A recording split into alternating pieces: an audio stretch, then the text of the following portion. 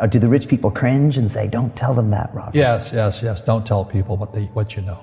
Right. Keep them poor.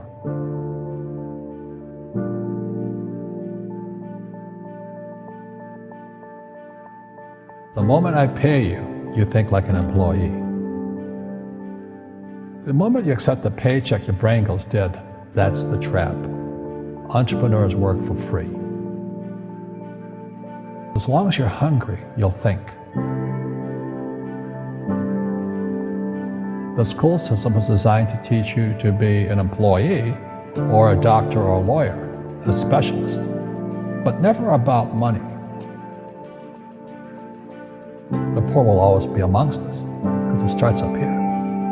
It's in their words, and the words become flesh. But when they say, I can't afford it or I can't do that, they go down. They become what they say. And I meet so many people, I can't afford it. You think I'm made of money? My PhD dad, he says, what do you think I am, made of money? I can't afford that. And my rich dad would say, that's why he's poor. Poor people say, I can't afford it, I can't do that, I don't have time. Because this is an escape. It's an escape, you know what I mean? It's easy to say, I can't afford it. Oh, I'm too tired. Oh, I can't go to the gym. When you could go to the gym, no, I can't. Truth is, I'm just too lazy to go to the gym. And your rich dad used to say what instead of, I can't afford it? How can I afford it? How can I do that? A question opens the mind, a statement closes the mind. So when you say, I can't afford it, your mind shuts down and you become what you say. People right now who are sitting at home, who are struggling financially or worried about money or unhappy, they may be making a lot of money, but unhappy with what they're doing. It was probably taught to you.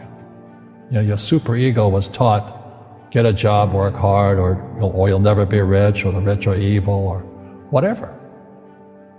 Poverty is passed on. It's taught in your families.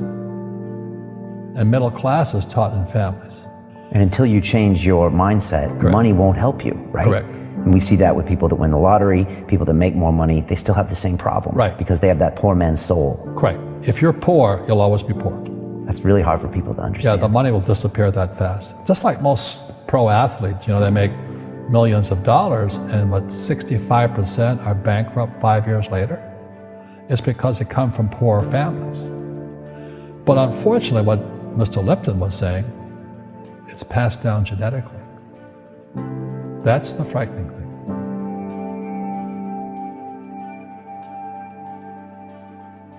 If you don't want to learn it, I can't help you. I have bad luck too. I've had financial crashes. I've had people stab me in the back, but they're all good because I grow from it. And that's spirituality. People who are afraid of making mistakes, like they teach in school, they don't ever grow. Because spirituality is there's good and there's bad, there's right and there's wrong, there's up and there's down. Most people only want to be right, they only want to be positive. Well, you can't have that, that's not reality. And the average person, the reason they're poor is they haven't failed. They play it so safe, they haven't made any mistakes like they're taught in school. That means they don't learn anything. That's why the school system's actually fundamentally corrupt. It's anti-education. But the average guy is standing there, oh, I'm an A student, I'm going to do this all on myself. And a bunch of rugby players run you over, and you go, well, they're not playing fair. Yeah, well, you're playing stupid. You should have a team. You should have accountants, attorneys, and bankers and all that stuff. But that's not the game I want to play. I said, then don't play the game. The game of business is played with accountants, attorneys, bankers, hate to say it, politicians.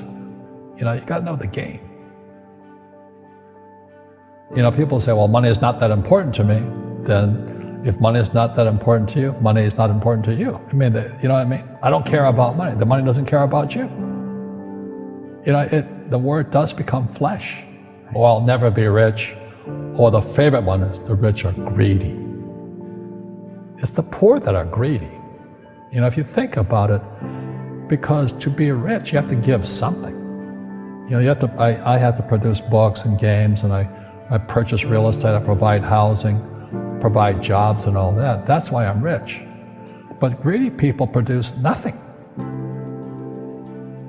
Einstein said, imagination is more important than knowledge, but knowledge empowers imagination.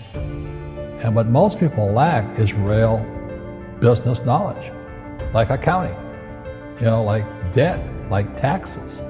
You gotta know that stuff, but they don't teach it in school to anybody.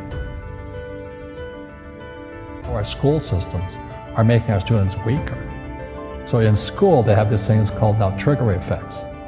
So you can't, as a teacher, you can't say anything that might upset the student. They don't want anything that might jar their point of view. You see people say, well, why don't you give the poor money?